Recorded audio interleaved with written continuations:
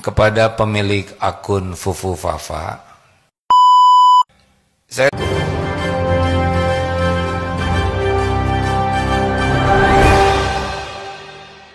Assalamualaikum warahmatullahi wabarakatuh. Polemik akun Fufu Fafa ini di sosial media bikin heboh dan sampai pada akhirnya mengundang perhatian, yaitu A'agim ya. A'agim ikut mengomentari tentang hebohnya akun Fufu Fafa di sosial media, sampai sekarang pun masih menjadi perbincangan publik. Nah, A'agim di dalam videonya itu meminta kepada yang punya akun Fufu Fafa untuk segera mengakui dan juga meminta maaf apa yang sudah dia lakukan ya. Baik, langsung saja kita simak ya video dari A'agim. Saya tidak tahu ya, sekarang di Indonesia ini sedang heboh kasus Fufu Fafa. Free, mengerti maksudnya? Capek sekali tuh yang punya akun Fufu Fafa itu berusaha menutupi mati-matian. Akun Fufu Fafa, afun lagi. Afun kuku papa ini, Allah yang tahu, Allah yang berkehendak membuka apapun. Tapi jadi pelajaran besar bagi kita.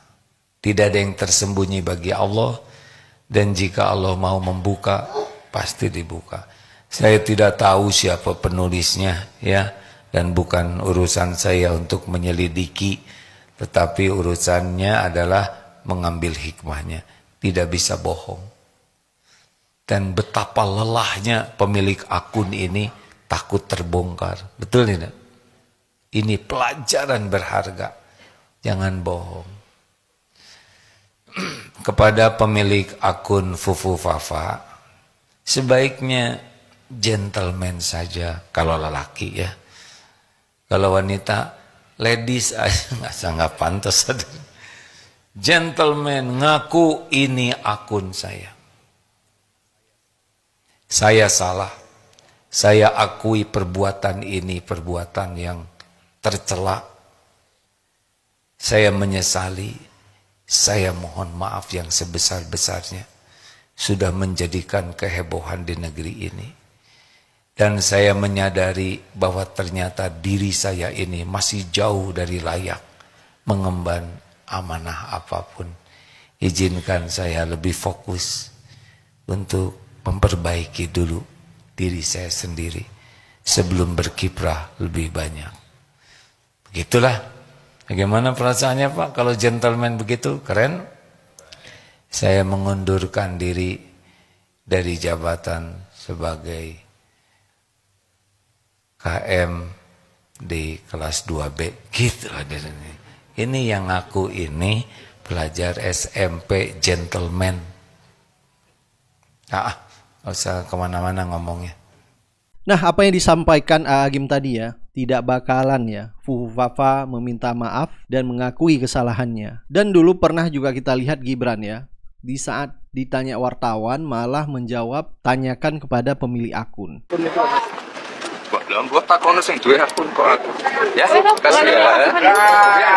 Nah, menurut Refli Harun bahwa Gibran ini sudah melakukan perbuatan tercela dan sudah melakukan kebohongan ya. Saya mengatakan Fufu Fafa sudah melakukan perbuatan tercela 5-10 tahun yang lalu dan hari ini. Tidak hanya 5-10 tahun lalu. Jadi kalau seandainya Prof. Jimli mengatakan sudahlah, itu kan 5-10 tahun yang lalu. Enggak. Saya mengatakan 5-10 tahun yang lalu. Kalau 5 tahun yang lalu berarti 2019. 10 tahun yang lalu 2014. Tapi hari ini juga perbuatan tercela itu dilakukan.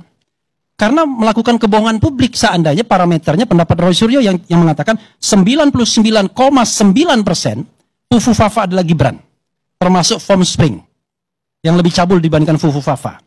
Maka saya melihat bahwa bisa jadi ini mengalihkan isu karena sekarang ada crucial time antara tanggal 1 Oktober atau 2 Oktober atau 3 Oktober besok. Nah, hebohnya polemik akun Fufu Fafa ini tidak luput juga perhatian dari Ustadz Abdul Somad, yaitu di dalam akun Instagramnya Ustadz Abdul Somad ikut mengomentarin yaitu apa arti Fufu Fafa ya. Ustadz Abdul Somad menulis caption yaitu di akun Instagramnya, Ustadz, apa arti fufu fafa? Fufu adalah makanan mirip adonan tepung yang terdapat di dapur Afrika Barat, juga di Ghana. Juga ada di Sierra Leone, Guinea, Liberia, Pantai Gading, Benin, Togo, Nigeria, Kamerun, Republik Demokrasi Kongo, Republik Afrika Tengah, Republik Kongo, dan Angola. Apa makna fafa? Mungkin maksudnya adalah pengulangan dari kata papa pada ungkapan seorang anak kepada ayah, mendekati kata dada atau papa. Jadi fufu fafa adalah makanan lembut yang diberikan seorang ayah kepada seorang anak. Wallahu alam bisawab ya. Ustaz Abdul Somad juga memposting yaitu gambar ya. Jadi sesuai dengan caption Ustaz Abdul Somad bahwa fufu fafa itu adalah sejenis makanan yang berada di Ghana ya, Afrika Barat, Kamerun, Republik Demokrasi Kongo, Republik Afrika Tengah, dan Angola. Jadi makanan yang mirip adonan tepung ya. Nah, kita udah lihat inilah model fufu fafa yang dimaksud oleh Ustaz Abdul Somad. Jadi Ustaz Abdul Somad ini hanya mengartikan saja tanpa mengomentarin secara gamblang seperti yang disampaikan oleh Agim. Beliau tetap mengikuti perkembangan perpolitikan yang ada di Indonesia. Apalagi fufu fafa ini begitu viral di sosial media. Nah, kalau kita baca komentar dari netizen di akun Instagram Ustaz Abdul Somad, fufu itu bahasa Jawa. Fufu dari kata paha. Fafa itu kata panggilan sayang si mama untuk suaminya. Jadi fufu fafa itu pahanya papa. Konon katanya mereka beli paha ayam crispy. Jadi ini semacam bahan tertawaan ya dari netizen di kolom komentar Ustaz Abdul Somad. Jadi begitu juga dengan Ustaz Abdul Somad ya. Hebohnya akun fufu fafa ini menjadi bahan candaan Ustaz Abdul Somad di akun Instagramnya. Ada komentar dari Dito Radia. Apa arti Mulyono? Mulyo dalam bahasa Jawa berarti sifat yang mulia, sedangkan no dalam bahasa Inggris berarti tidak. Jadi Mulyono adalah seorang yang tidak mulia. Jadi Mulyono seorang yang tidak mulia, kata netizen di kolom komentar Ustaz Abdul Somad. Ada komentar dari Jamal Artan. Makanannya berupa jabatan empuk dengan gaji setumpuk yang didapat dengan cara busuk karena saking kemaruk. Tapi tunggu aja sebentar lagi juga terpuruk. Jadi menurut netizen ya, postingan Ustaz Abdul Somad tentang arti fufu fafa ini adalah bentuk sindiran halus Ustaz Abdul Somad. Ada komentar dari Rendra Dayen. Masya Allah Ustaz, terima kasih pencerahan ini. Tempo hari saya pikir fufu fafa itu artinya pelangak pelongo.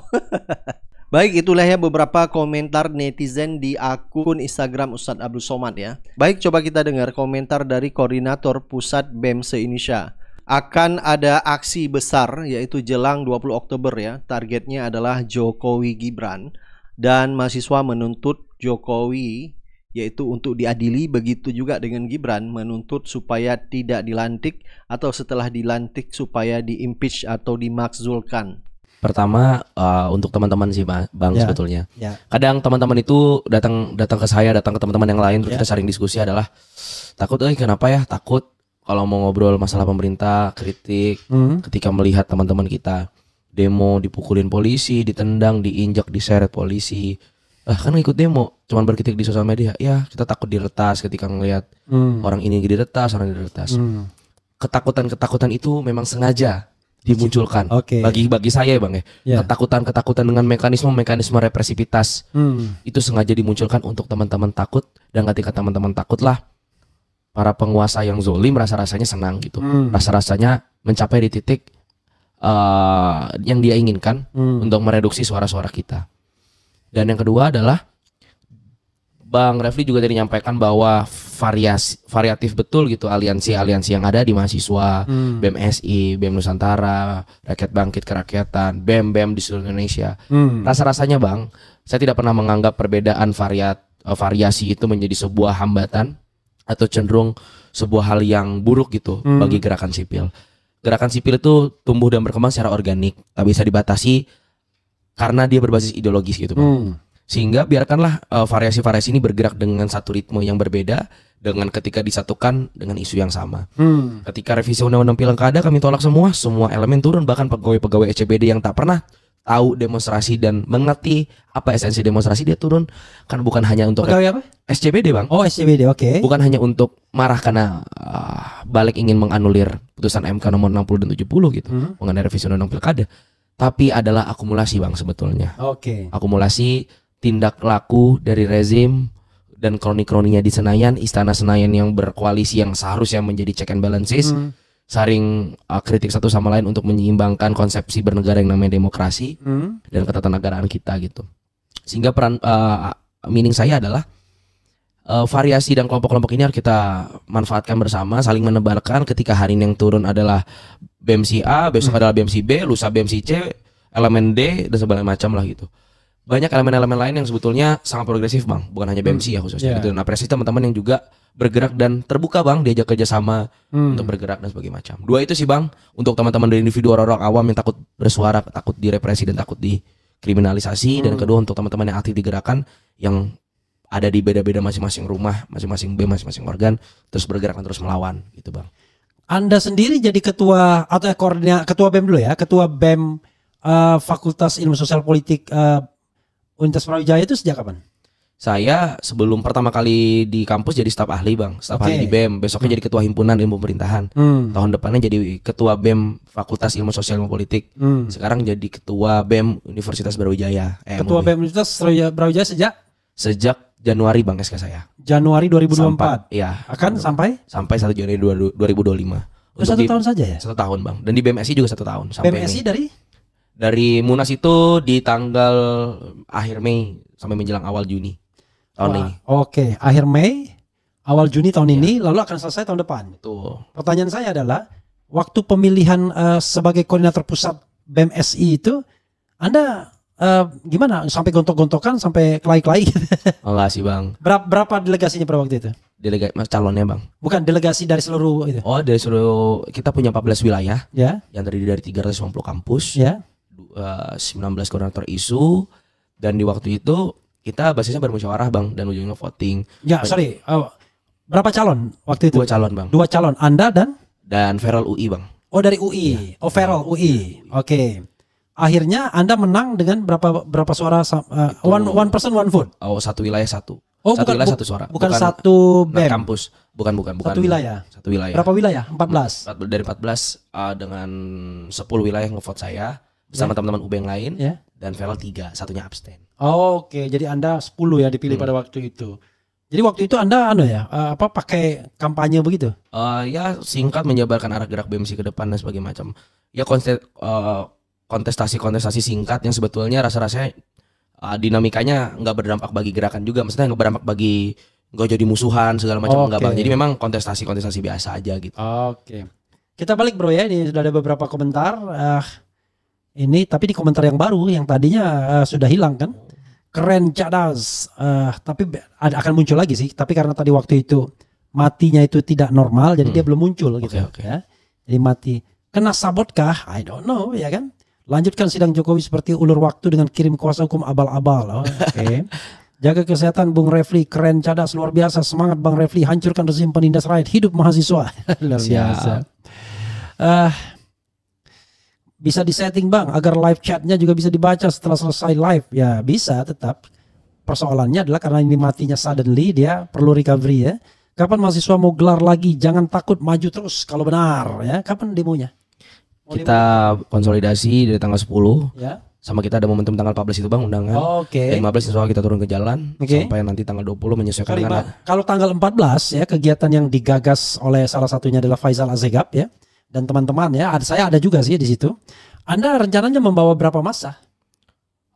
Satu sesuai undangan sih bang. Ketika undangannya terbatas akan menyesuaikan. Ketika sebanyak-banyaknya saya akan serukan itu ke seluruh Indonesia. Oke, saya tidak tahu ya terakhir karena sebenarnya diharapkan ya ini undangan terbuka. Tapi saya tidak tahu seterbuka apa ya. Nanti kita lihat ya.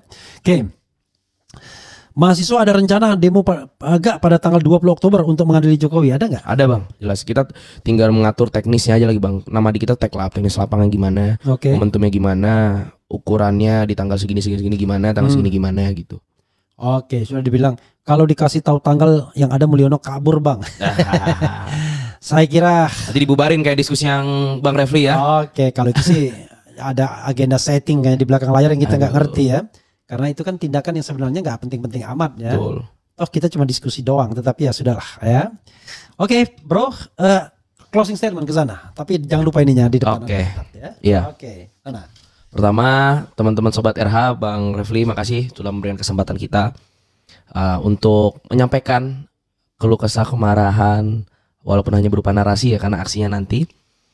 Ya, pertama, dalam 10 tahun saya terus mengulangi bahwa teman-teman jangan pernah terbuai dengan baju yang sederhana, baju yang murah, pakaian, bentuk gimmick wajah yang rasa-rasanya membuat kita percaya bahwa pemimpin demikian bisa pro rakyat. Terbukti setahun 2 tahun menjelang Jokowi lengser sebagai Presiden Republik Indonesia, bahkan lebih dari 2 tahun sebelum dia lengser, banyak produk-produk hukum, banyak kebijakan, keputusan yang justru menyengsarakan rakyat. Ketika kita berdemonstrasi, kita teriak, kita marah, kita meluapkan emosi kita secara rasional saja tidak didengar, apalagi kita diam. Makanya saya pribadi menobatkan Jokowi adalah presiden paling palsu, presiden paling munafik selama sepanjang sejarah Indonesia. Karena perkataan dan tindakan dan pikiran berbeda, janji dan realita berbeda. Apa yang kemudian disampaikan secara hal sama di tahun sekian dan di tahun sekian berbeda, sehingga jauh dari sosok figur yang kemudian kita percaya dan kita idam-idamkan untuk memimpin Indonesia untuk jauh lebih baik. Jika bantahan-bantahan buzzer setelah ini adalah Jokowi telah membangun jalan tol, membangun bendungan dan sebagainya macam, bahwa hal itu tidak menghalalkan perusakan, pengkhianatan yang dilakukan oleh Jokowi terhadap esensi-esensi reformasi, terhadap konstitusi, terhadap hal-hal yang berupa konsepsi bernegara. Karena konsepsi bernegara, falsafah negara telah dibangun oleh founding father kita yang secara ideal untuk menjadi haluan negara. Sehingga kembali teman-teman yang takut untuk bergerak, untuk turun demonstrasi karena dimarahi orang tuanya, tenang, bergerak dan melawan bukan hanya di demonstrasi ya Bang. Teman-teman membuat tulisan, membuat Instagram story, bahkan menonton video ini saja rasa-rasanya teman-teman telah menunjukkan sikap bahwa teman-teman mengeluh dan resah terhadap jalannya kepemerintahan ini, dan kepemerintahan rezim Joko Widodo beserta keluarganya dalam 10 tahun ini perlu diadili sebelum 20 Oktober 2024, dan anaknya yang sekaligus wakil presiden terpilih juga perlu untuk diadili dan ditahan untuk tidak dilantik. Karena keluarga ini adalah keluarga bermasalah. Jika Soekarno dulu bilang bahwa lebih susah melawan bangsa sendiri, bahwa hari ini bukan bangsa sendiri, tapi adalah satu orang keluarga yang bisa dihitung jari, teman-teman. Keluarga, anggota keluarganya, tapi luar biasa menjadi musuh bagi kaum-kaum tertindas, kaum-kaum yang merasakan keresahan bagi negeri ini.